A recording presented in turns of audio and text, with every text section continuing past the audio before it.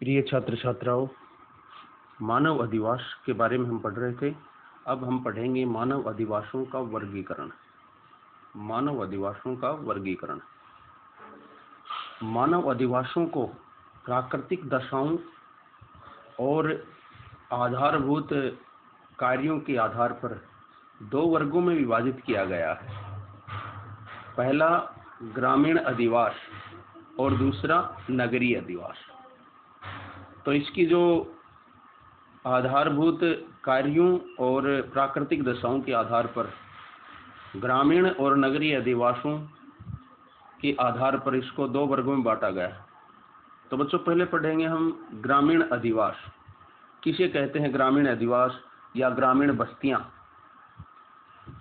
ग्रामीण अधिवासों की अर्थव्यवस्था प्राथमिक व्यवसायों पर निर्भर होती है, जैसे कृषि, पशुपालन, लकड़ी काटना, मछली पकड़ना, खनन, वनों से वस्तुएं संग्रहित करना आदि।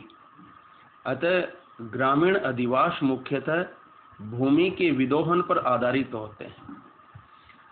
तो बच्चों, इसमें बताया गया है कि जिन क्षेत्रों का जो प्रमुख व्यवसाय है वो कृषि अथवा प्राथमिक व्यवसाय होते हैं, वो सब ग्रामीण अधिवास या ग्रामीण बस्तियां कहलाती।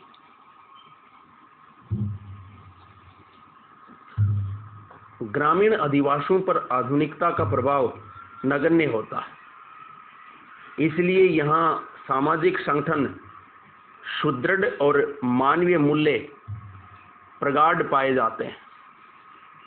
सामाजिक मूल्यों यानी सामाजिक हितों का व्यक्तिगत मूल्यों से ऊपर दर्जा होता है, अर्थात सामाजिक हित है वो व्यक्तिगत हित से अधिक मुख्य होता है। सामाजिक हितों को महत्व दिया जाता है। उसके बाद है ग्रामीण अधिवासों के प्रकार। मकानों की संख्या और उनके बीच की दूरी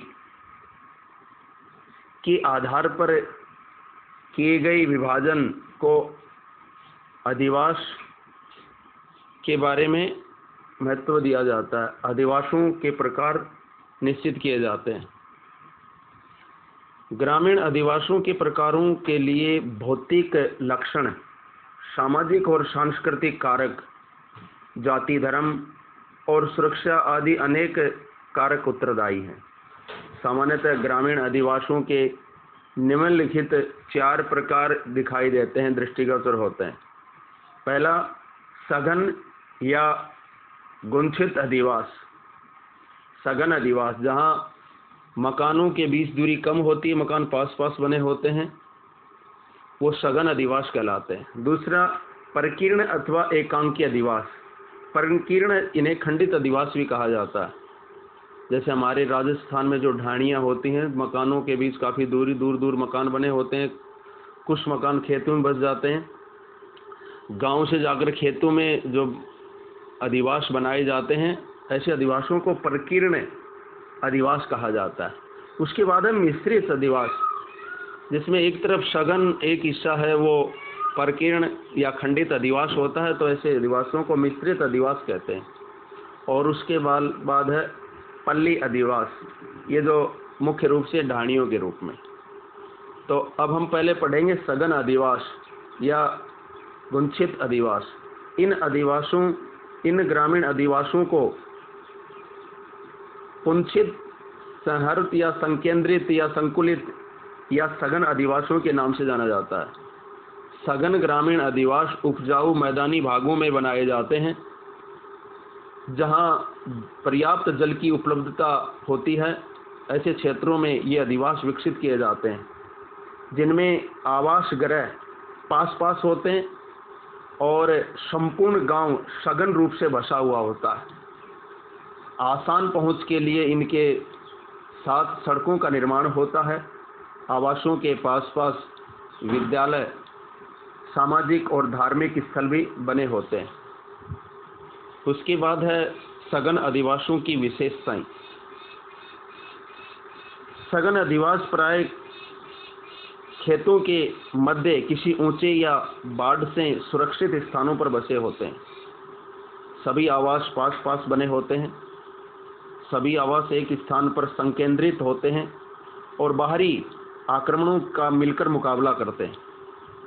सामाजिक प्रगाढ़ता होने से एक दूसरे के सुख और दुख में सहयोगी होते हैं। इनमें आवासों की संख्या 40 से 50 या इससे अधिक सैकड़ों में होती है।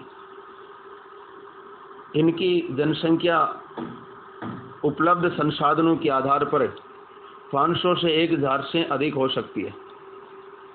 सघन अधिवासों का विवरण इस प्रकार: अधिकतर नदियों के उपजाऊ मैदानों में इनका निर्माण होता है। बाकी आगे जो हम ग्रामीण अधिवासों के जो प्रकार हैं वो अगले डे क्लास में पढ़ेंगे। धन्यवाद।